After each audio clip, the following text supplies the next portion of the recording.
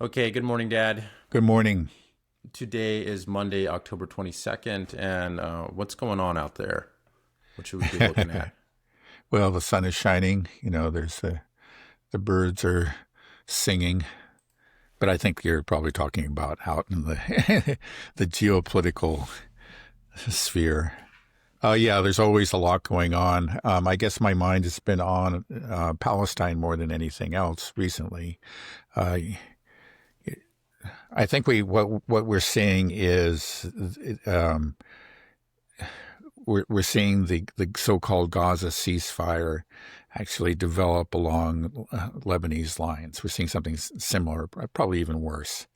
Now, I think we should all remember that I believe the ceasefire went into effect. It was the end of last year in Lebanon after the ground invasion and the very devastating air attacks that included the decapitation strike that took out Nasrallah, many other leaders, and hundreds of residents. People always forget that. They took out a whole, residential complex at the same time.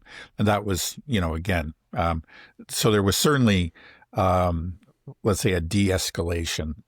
Israeli attacks on and Lebanon following the implementation or the announcement of the ceasefire did decrease significantly, but they never stopped.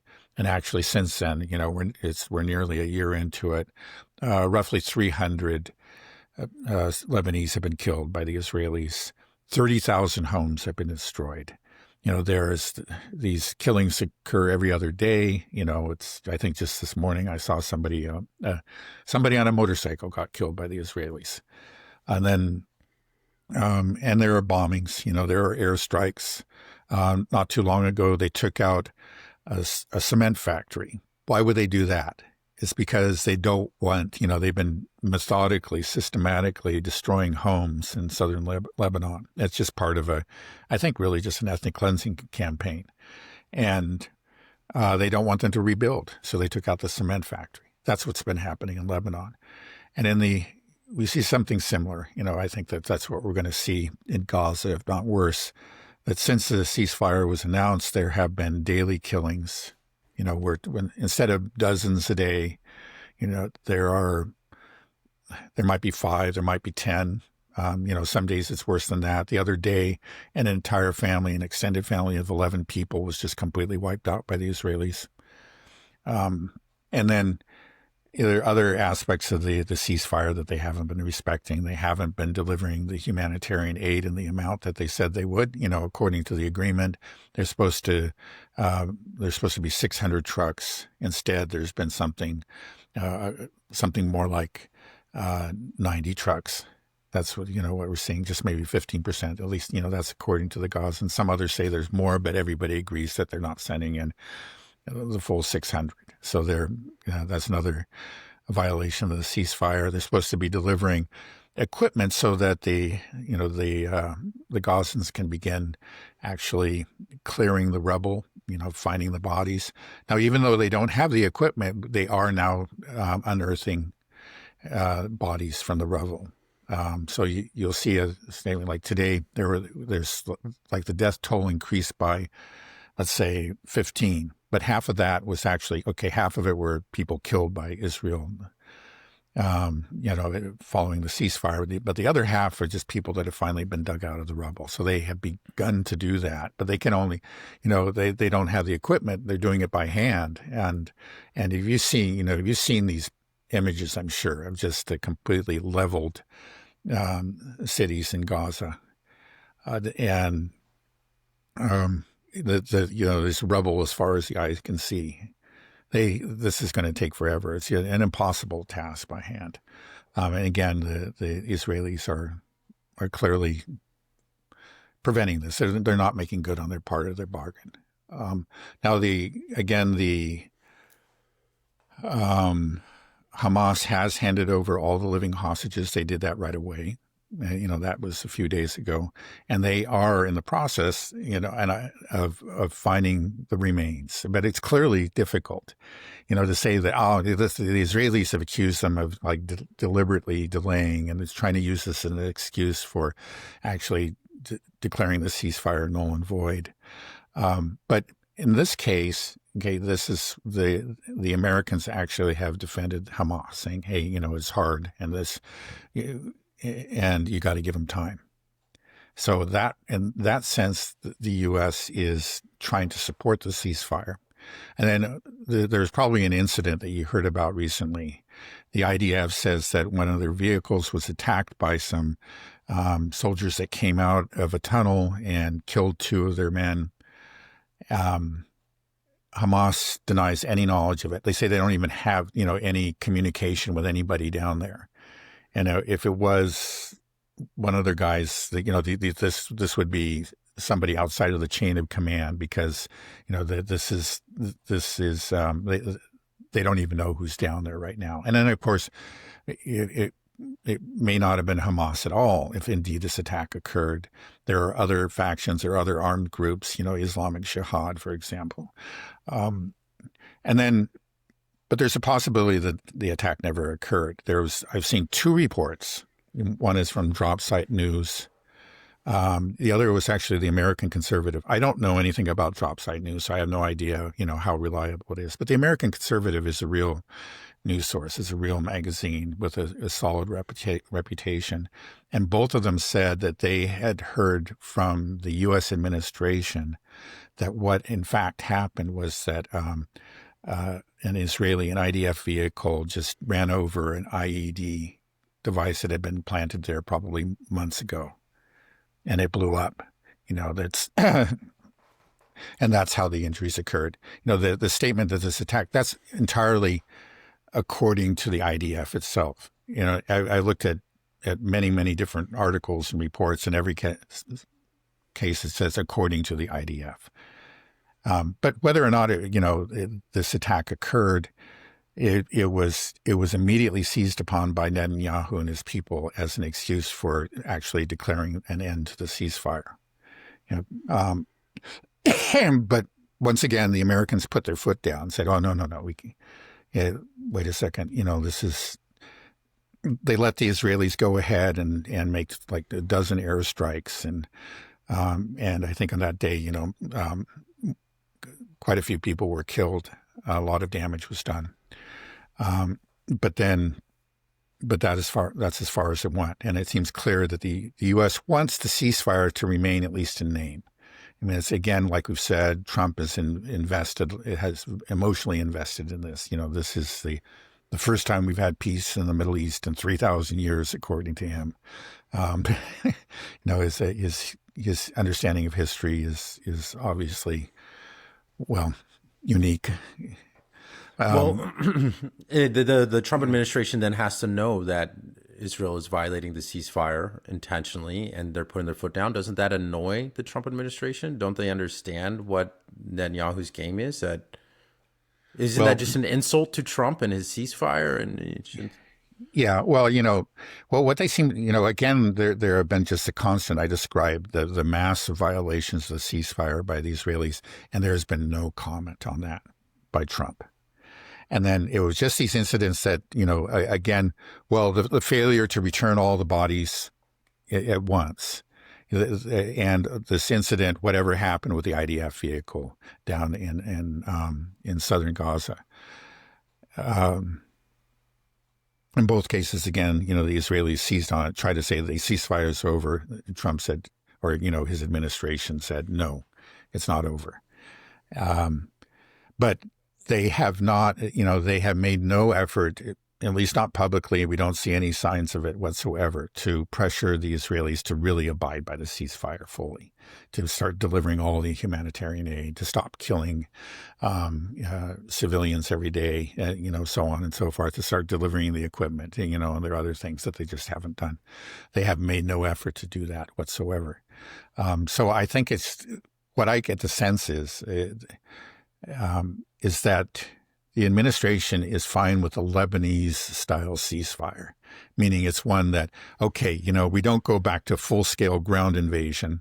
We stop leveling entire blocks, but you can keep on shooting at them. You can keep on killing them. You don't actually have to deliver all the aid, et cetera, et cetera. And you can actually go in and demolish homes, but just don't do 100 at a time. Do 10 a day or something. That's what we see in Lebanon. And, because the Lebanese ceasefire agreement was supposed to be guaranteed by, I believe it was the U.S. and France.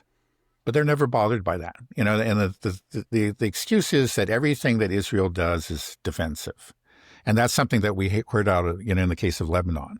It's always they're striking some Hezbollah target that is posing a threat. And so we have to blow up a cement factory. We have to demolish 30,000 homes, et cetera, et cetera. It's absurd, but they say that. Now, Vance very recently, I believe it was yesterday, just said that kind of the same thing. Is that, well, of course, if Hamas attacks Israel, Israel will have to defend itself, and Hamas occasionally will. But the thing is absurd. How about when Israel attacks Hamas? Israel, bombs Gaza again. Israel wipes out an entire family. Are there any consequences? Clearly, there are none. And I think that's where we are. I find it odd with Lebanon because, with Gaza, it's a captive population. There's nowhere to go. They don't have any ability really to fight back. But Lebanon, it's a proper country. It's not a captive population. They have, borders with other countries. Why are they putting up with these constant violations of the ceasefire? I mean, there was just a month ago, wasn't they bombed a car carrying an American and his 2 children. Killed 3 Americans, just wiped out an American family in Lebanon, and nobody does anything. Yeah, no consequences. Right. Well, I wouldn't say that Lebanon is a proper country. It really isn't. It's a very highly divided country, and much of the country is in fact run by Hezbollah. They're the de facto power through much of the south, and then the central government is pretty much controlled. It's really not an exaggeration to say this. So they're controlled by the Americans. I think the Americans even pay the salaries of the so-called Lebanese army that never fights the Israelis, oddly. But they're trying to get them to go after Hezbollah, and they're trying to force some measure was recently passed in the legislature calling on Hezbollah to disarm. But Hezbollah has refused to do this. Now, I think the question is, why doesn't Hezbollah respond? And I think the truth is that they were severely weakened. They're not out of it. They're still a formidable force, but they were weakened. They took some heavy blows, not just to the leadership, but probably more importantly, like the loss of the supply lines for Syria. I think that's hurt them, and they really need to regroup, reconstitute. And they're not prepared for an all-out conflict with Israel again. So they just have to put up with it. Again, you're supposed to have these guarantors like the U.S. and France, but they're worthless. Which, by the way, it just makes me think about, let's say, an agreement between Russia and Ukraine with, Russia is demanding guarantees. I think U.S. guarantees just don't seem to be worth anything anymore, unfortunately. It just seems insane to me to think that a country could destroy 30,000 homes in Lebanon. It's a small country, right. Drop white phosphorus on homes and fields and blow up a cement factory, and the country doesn't do anything. That's crazy, right? Right. Well, it is, because first of all, I think the Lebanese government, again, really is under the control of the Americans and the West in general. And they they are in many ways secretly on the side of Israel. They can't say it openly because there is a lot of, in general, the Lebanese, not just Hezbollah, not just the Shia, but, the majority of Christians and other groups are very hostile to Israel for obvious reasons. There are some groups within Lebanon that are pro-Israeli, and they're a minority, is my understanding, a pretty small minority. But then the government is aligned with Israel through the U.S. Do you think that will last long? I mean, It's been true for a while. That's something, It's amazing. We talked about what we sent 33 billion, 38 billion to Israel last year or something like this, or I since think, October 7th. right. But then there's all these other things. You just told us that we pay the salary of the Lebanese army. So a huge chunk of money there. The second largest recipient to foreign aid after Israel is Egypt. And we know why we're sending money there. Yeah, it's we buy again for off Israel. Jordan. Right. It's just so much money is going there to protect Israel. Don't you think that there are more people within the administration or within the military that are just like, this doesn't make sense, that it's coming through. Like, why are we wasting all this money when obviously the easier solution to save all this money is just say, hey, Israel, let's tone it down. Let's stop bombing everybody. Let's have a stab. Let's respect the borders of these other countries. Like that's clearly the easiest thing to do. And then, just the plan is just to constantly buy people off forever in perpetuity, for indefinitely until they create greater Israel. Like, it's just such an insane plan. Yeah. Well, unfortunately, I think it is. And you could say in a way it's working. They have corrupted much of Lebanon. They corrupted Syria. I think that's the reason that the Syrian government fell so quickly. This arrangement that they've had with Jordan and Egypt, they've lasted for a good 40 years or so. It's held up.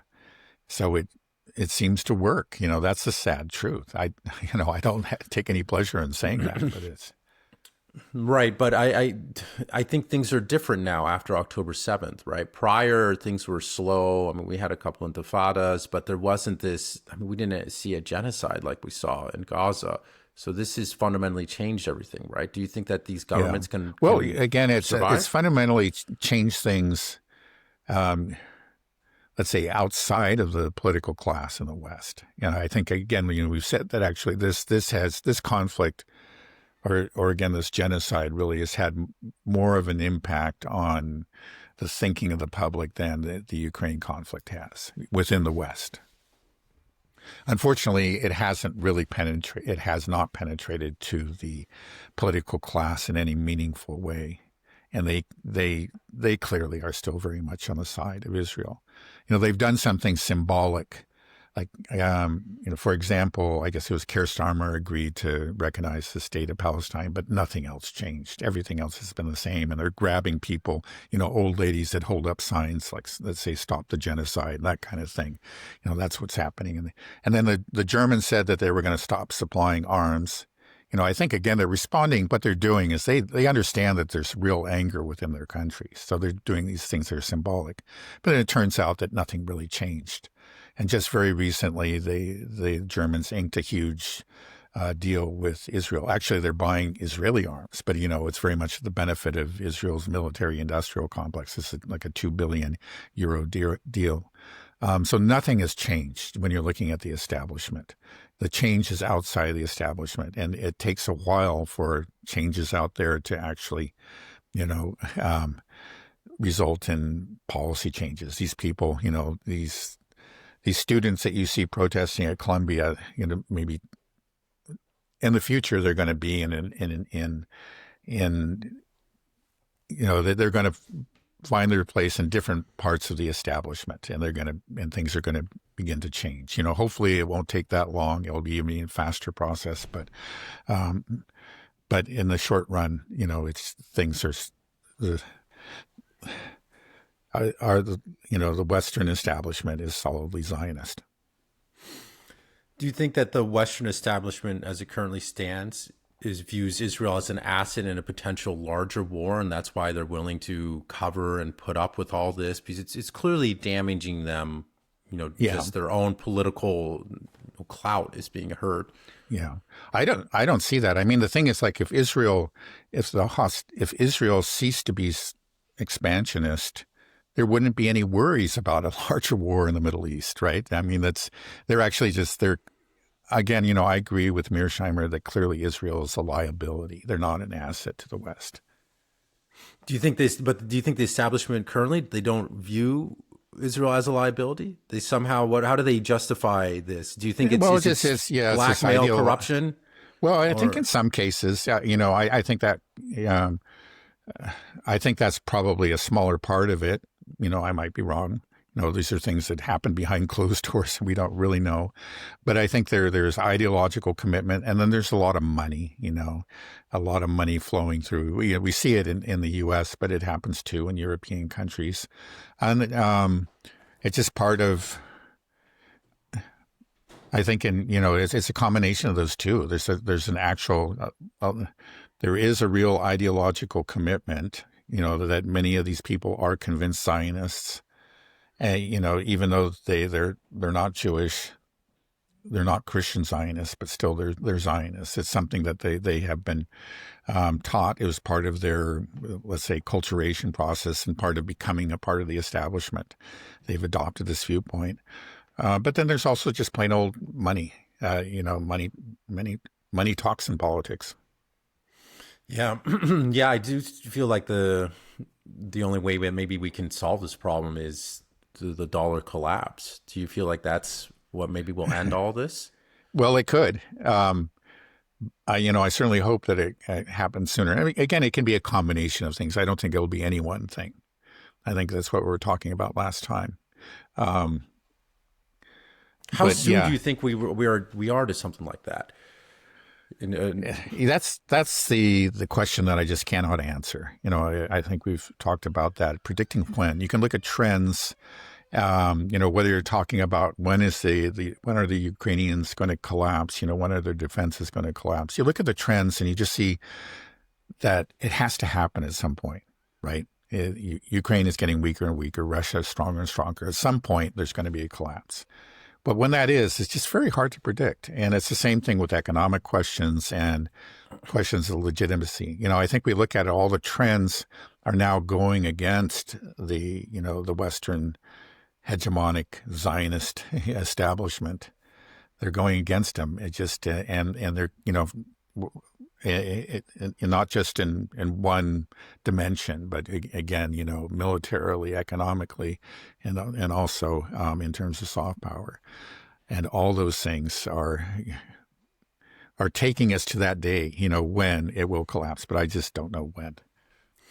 Do you think that this current trade war we're engaged in with China could potentially lead to a very rapid collapse that maybe people aren't really forecasting? Because it sounds like China is not going to play ball with the United States. And if they, hold on this restrictions of rare earths, just that in itself could just make the United States dead in the water. We talked about 40% of growth in the United States has been linked to the AI industry, which is reliant on these rare earths. Our military industrial complex relied on the rare earth, telecommunications, just everything. Basically, right. It's crucial. So that in itself, or if Trump goes with his 100% tariffs, if he wants to do that self-inflicted wound, that right. in it could just cause rapid inflation here. And then inflation starts to go up. We try to raise interest rates to try to stem the inflation rate. Then our debt, when it rolls over, goes at a higher rate. And then all of a sudden we start to spiral out of control.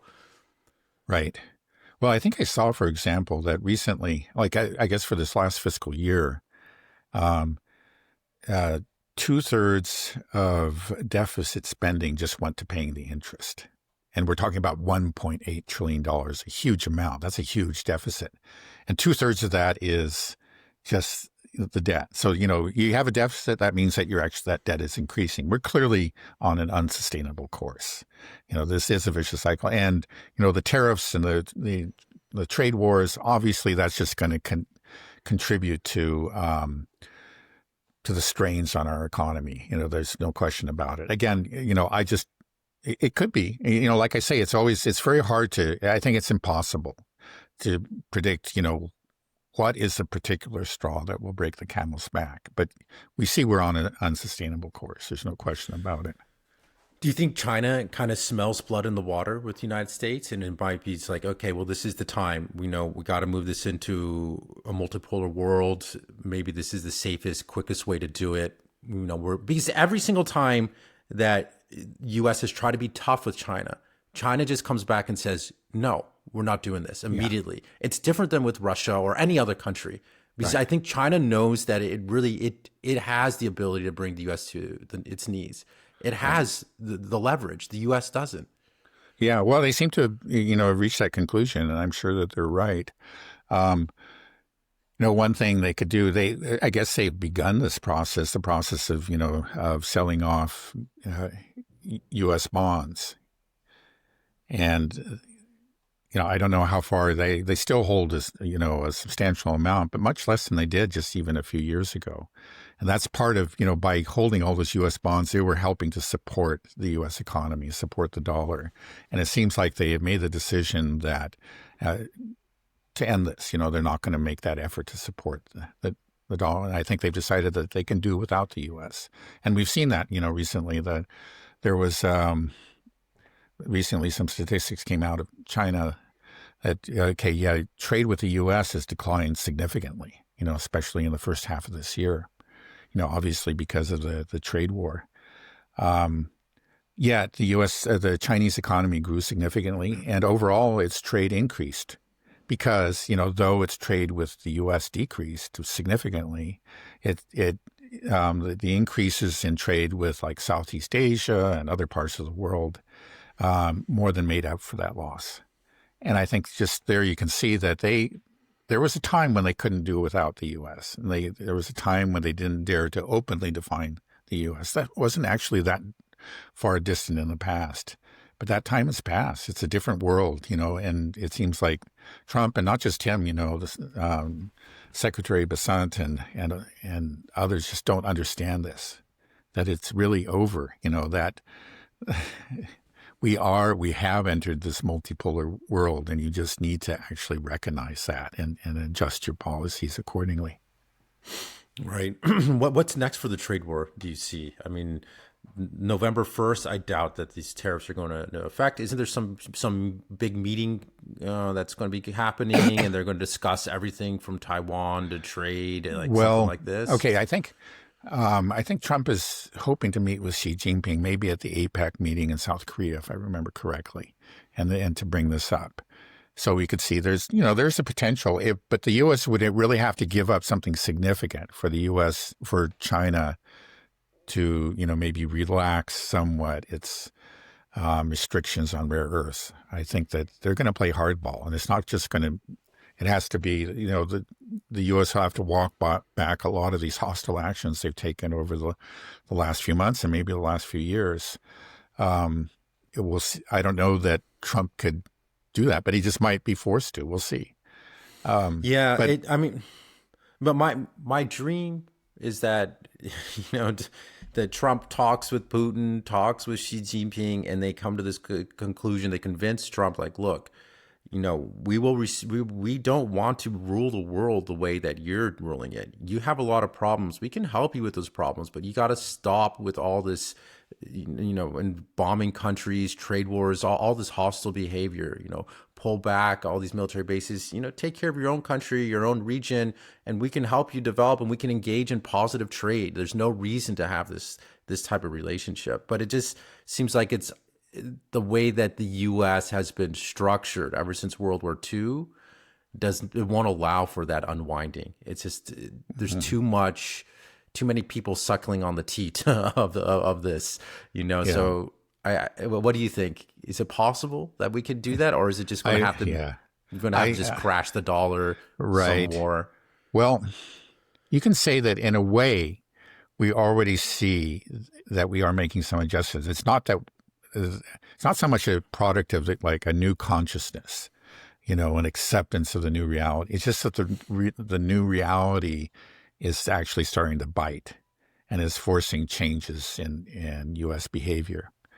So, one example is like, again, in the Ukraine war, there's the U.S. has stopped supplying certain weapons, for example, the Patriot interceptors, because they don't have them. That's reality. A lot of it's people try to blame it on Trump. He's been brainwashed by Putin, et cetera, et cetera.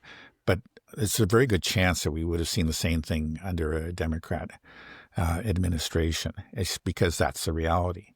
Or in the case of, this trade war, it didn't last very long because the reality started to bite, and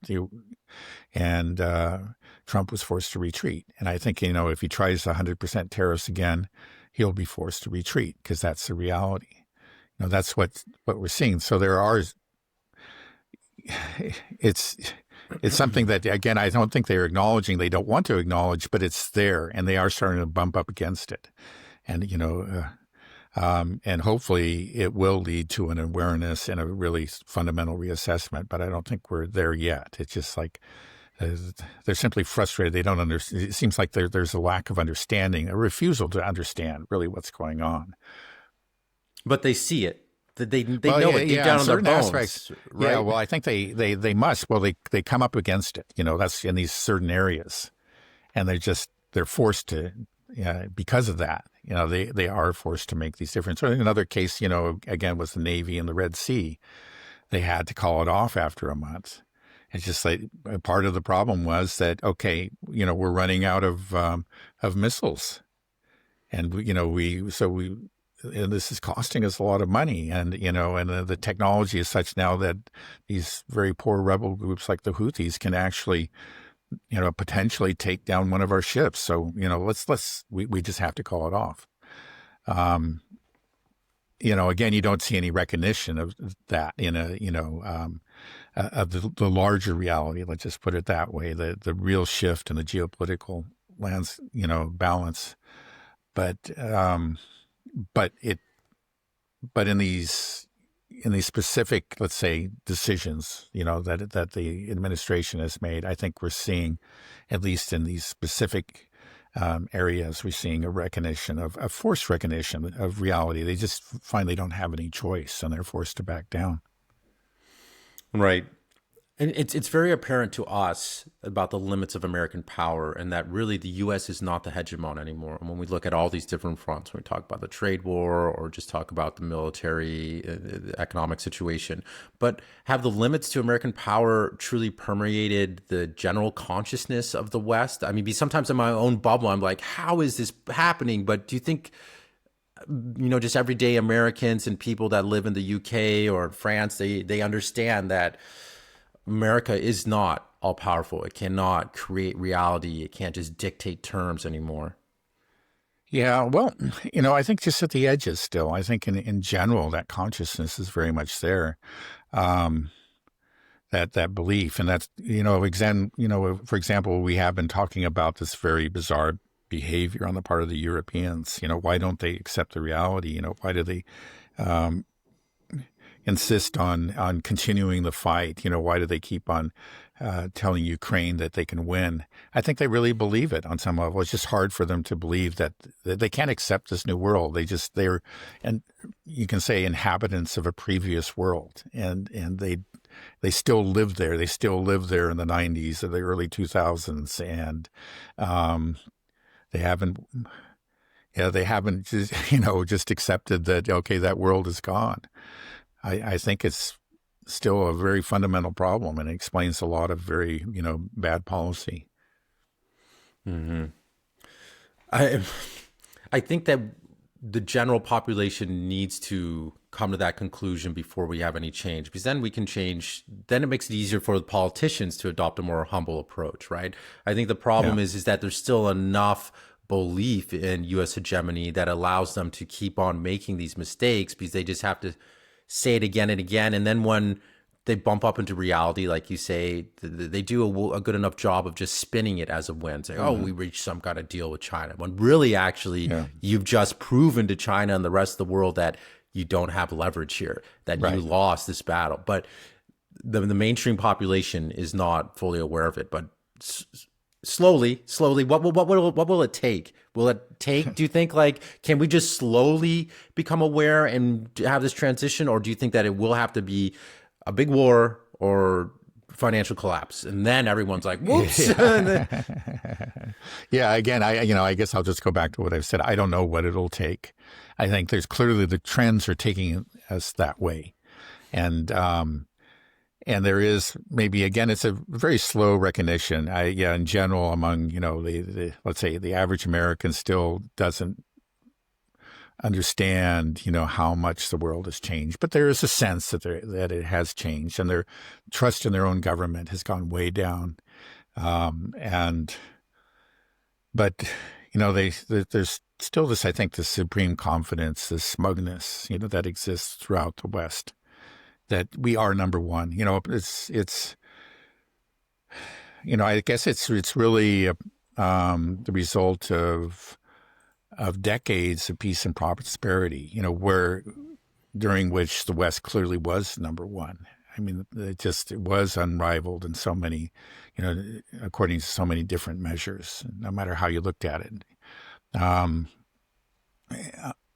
But that has changed. It's just no longer true. But all those decades just kind of led to this abiding faith. It's just sort of this sense that that's who we are. That's a dangerous thing. I guess it could happen to any civilization. It's just that too much prosperity, over too long a period of time, leads you to think that, this is just sort of divinely appointed. You don't stop and ask yourself the hard questions, like, what are the policies that made us strong? What are the things that we did that were right? How can we make sure that we keep on doing those things? At some point, I think they stopped thinking that way and just start thinking, we're just, because we're Europeans or because we're Americans, that's why. No, it's not because you're Europeans. It's because you had certain policies, you had certain maybe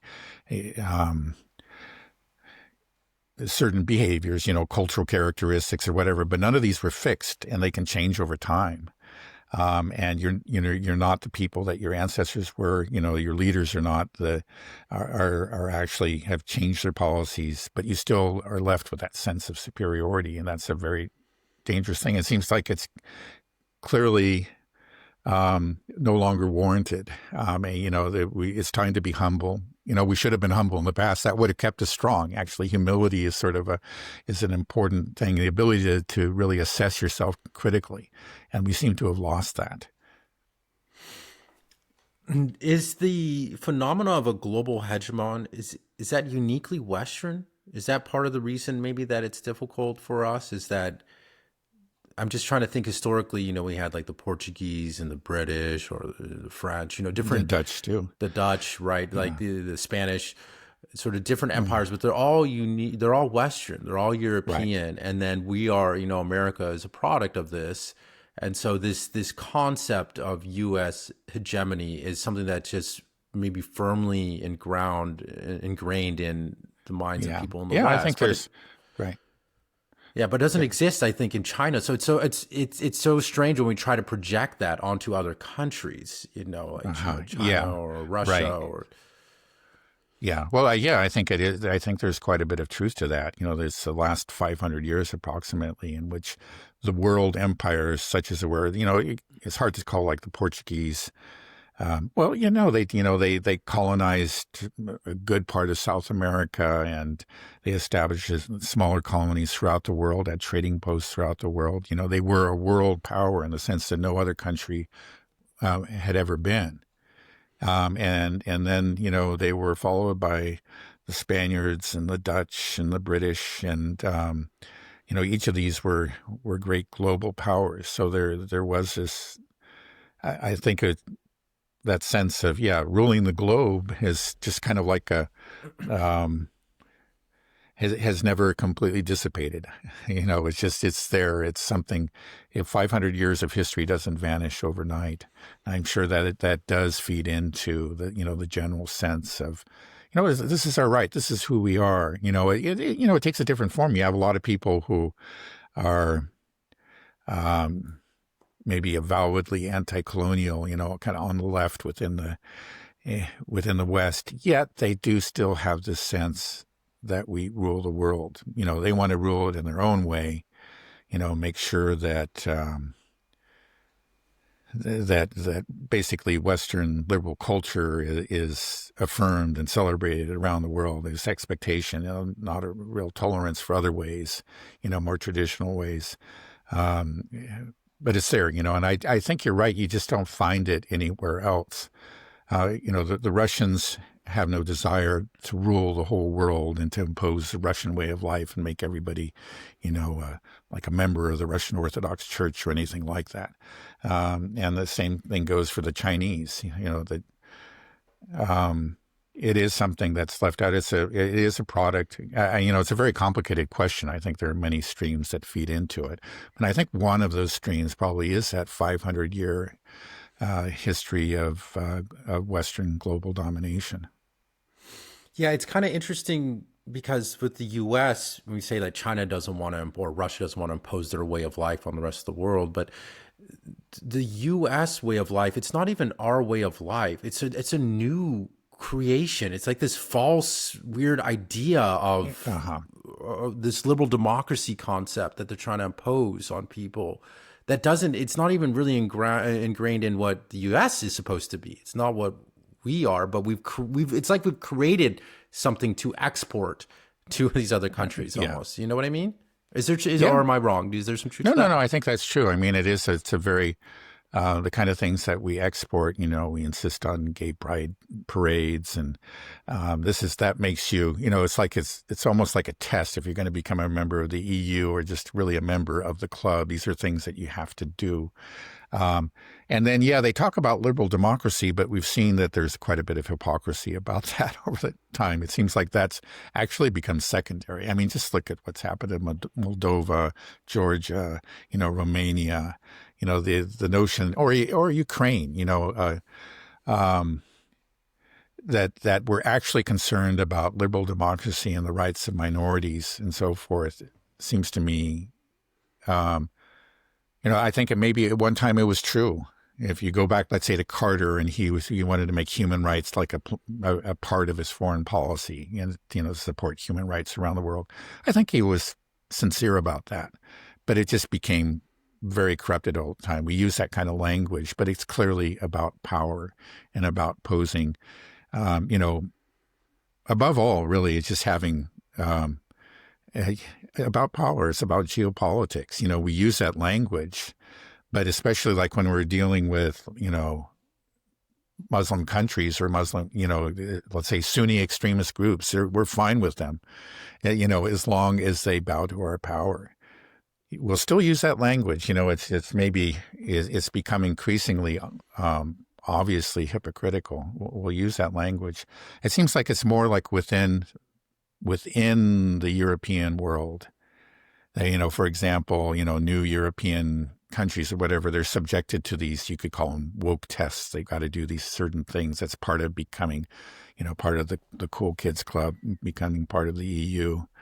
But anyway, I think maybe I wandered a little bit from your question. That's okay. Yeah. And I'm just kind of curious to think, just if we have this global hegemonic mindset and it's because of 500 years of history in the West, is that something you can change and learn? How do we solve that problem? Is it education? I mean, but the thing is, most people, I feel, realize that, colonialism was bad, that we shouldn't have gone over there and we created a lot of bad things. I'm sure there were some good things as well. I mean, you grew up you were born in a colony in Uganda, right? So, I mean, right. Yeah, it was a colony at the time of my birth, and then it shortly thereafter gained its independence. And in general, people actually had a positive attitude towards England. There wasn't a lot of anger at the colonialists there. It's in some places, they actually did pretty well. They weren't there just to oppress the population. Others, there are horror stories. It's a complicated picture. I think at this point, there is, the anti-colonial position is the default position within the West. But there is still there is a supremacist mindset. It's just taken a new form.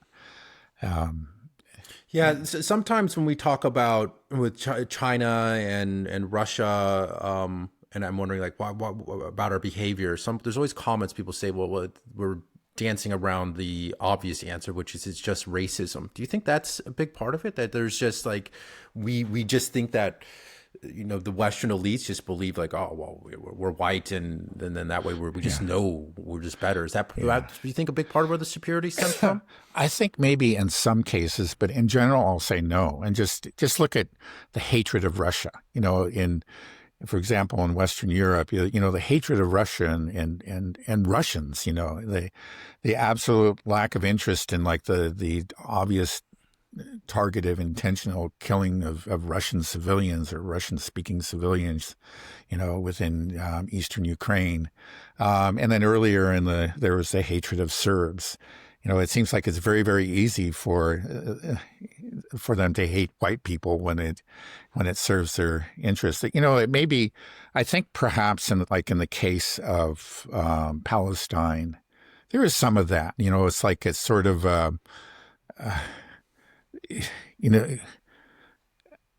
especially when you find somebody, you kind of wonder, like somebody like Witkoff, who seems to be okay with the Russians, but he doesn't mind when Palestinians are killed.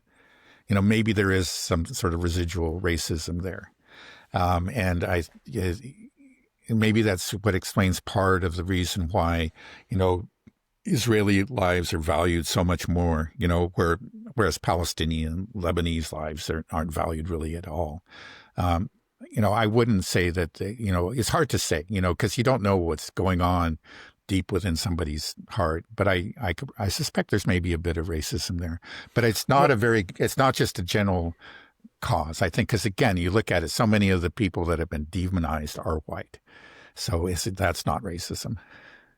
I mean, I guess you could call it, they're Slavs, they're a different kind of people, but they are white. Right. Well, I think maybe when it comes to Muslims, Palestinians, or just Arabs in general, it seems like this racism wasn't organic. This was something that was, coordinated, that was intentional, right? Largely from Israel and the Israeli lobby people, right? To create this idea that they're all terrorists and they're bad people. I mean, especially ever since 9/11, that was clearly the agenda, and it was just the life where I grew up. It was the idea, oh, the bad guys are Arabs. Right. That was what was being told to us, and so that's not organic. That type of response. Right, exactly. So, I mean, it does precede 9/11. It was there, but it did receive a boost after 9/11. But it was always there, do you think, in part because of Israel? If Israel was never created as a state, then there would never have been any of this idea that somehow, the Muslims are bad people or they're terrorists or they're antithetical to Christianity. Right. But I think what a lot of people are finding, though, is as they go down this, they realize, like, I saw, a new subway station open up in Tehran, and it was dedicated to the Virgin Mary. And it has such, because she's a holy figure in Islam as well. And people are realizing, like, oh, wait, these guys love Jesus too as a prophet. There's actually more overlap between Islam and Christianity than there is between this whole Judeo-Christian concept, because, I mean, Judaism is essentially rejecting Christ. I can't hear you. You froze. You can't hear me? Okay.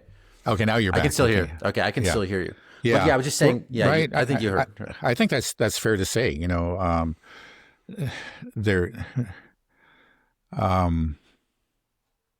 But okay, if we took Israel out of the equation, if there was never,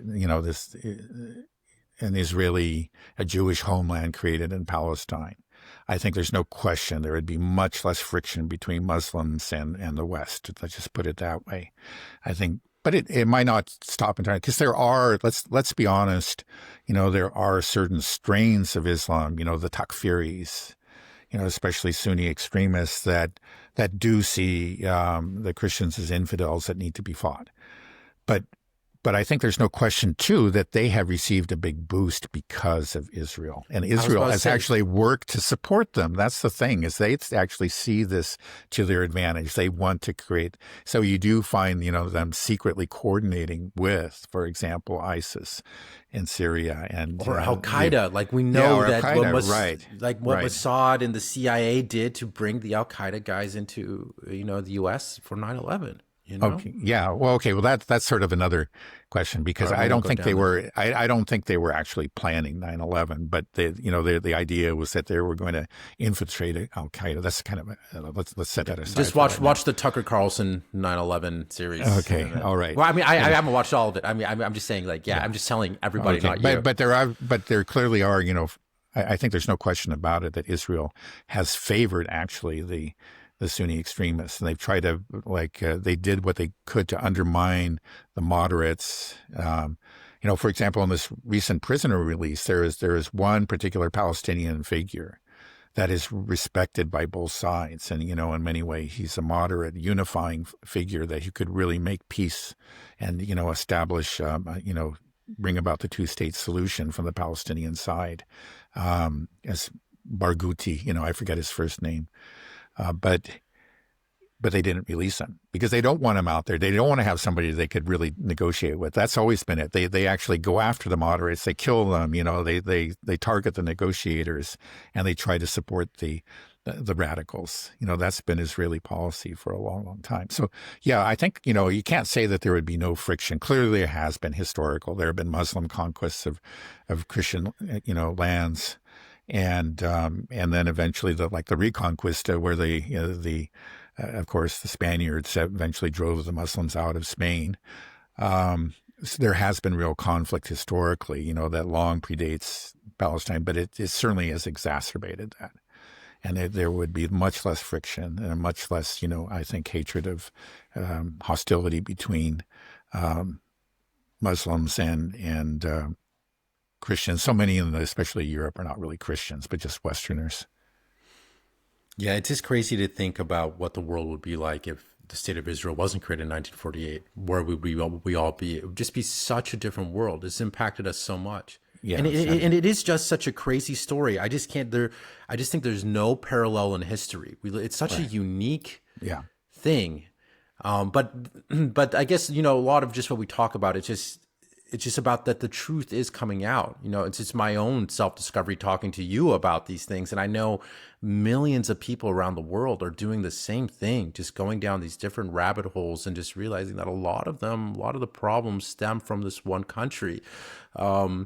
And as that realization comes into power, then we know that country's it's going to change somehow. It's either going to, just dissolve or do you think, I don't think there's any belief that it can just change fundamentally, just the core, just everything from the creation to what it is now is just, it's a fake state, I know how upset that makes these people, but it's just like, come on. I mean, I hear these people, it's like, you sound like you're from Brooklyn. What are you doing over here? It's like, no, I think that's the thing, is that Zionism itself is fundamentally flawed. It was founded on the massive ethnic cleansing campaign, the Nakba, and massacres. That's where we are. It's not like it just went bad at some point.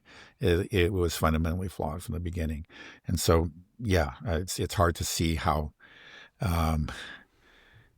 Israel would have to abandon Zionism, and that's just at present that just doesn't seem anywhere close to possible. I think, you would find only a handful of people in Israel, I think probably know their names, that actually would accept that. It's so deeply, it's what Israel is, unfortunately. Well, yeah, I think we'll just be looking back at this history of Israel's existence with just like, whoa, that was an insane period. How did this happen? Yeah. No, it is. I don't think it really has any precedent. I think that's completely true. Well, a lot about what we talk about in the big picture thing is just about the movement away from U.S. hegemony to the multipolar world. But the multipolar world cannot exist with Israel, right? Because Israel is completely dependent on U.S. hegemony, right? So like these are one and side by side. And China has been making more stern statements, at least I see on X, about about Gaza, and Israel says that there needs to be, we need to persecute these violations, So I mean, as these countries like China and Russia grow increasingly more confident and are able to push their sway, we might see some more bumping up in regions like the Middle East, over things like Gaza. right? I mean, Yeah. so like that's also just, we talk about just the change in the grassroots amongst the youth here on pivoting, turning away from Zionism. But the other reality is like, we're in a multipolar world now. And in a multipolar world, Israel's in trouble, right? Yeah, I think that's correct, right? They depend on Western hegemony, in particular American hegemony. That's what and then if once that falls, yeah, they're going to find themselves in a great deal of trouble. And you can see that process towards a multipolar world is taking place within the Middle East too. There it wasn't too long ago that there actually was a very firm alliance. We had Saudi Arabia, Israel, and the U.S. that were firmly aligned, against Iran. That was, but that has changed. It's not changed entirely.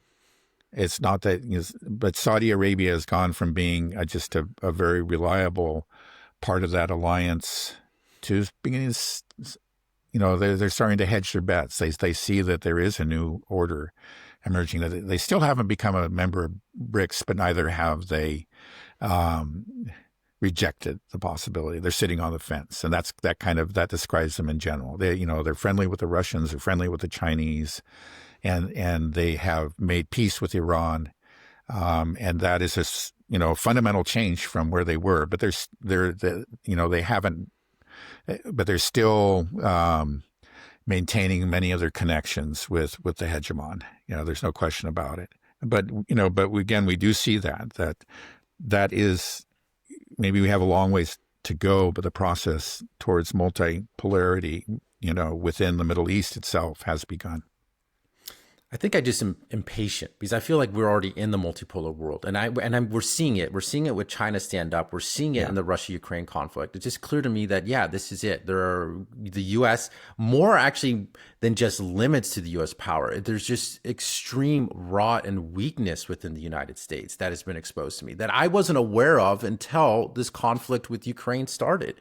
Then these things just started popping up, and I just feel like, to me, it's like if I'm ranking them, I am putting the U.S., down at the bottom amongst the three in terms of power now. We just have so many liabilities and weaknesses now.